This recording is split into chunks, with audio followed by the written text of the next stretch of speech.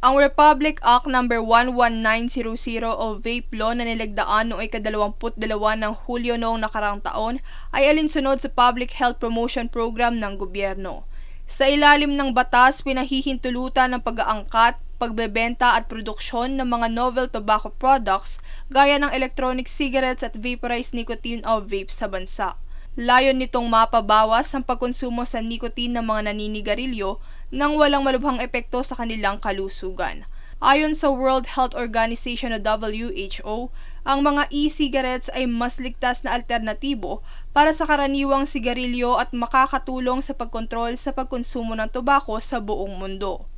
Ang pahayag na ito ay sinigundahan ni Department of Energy Undersecretary and Vape Law Author na si Sharon Garin, kung saan sinabi nito na sa pamamagitan ng mga e-cigarettes makakaiwas ang publiko, partikular na ang mga second-hand smokers sa malubhang panganib dulot ng usok ng tobacco.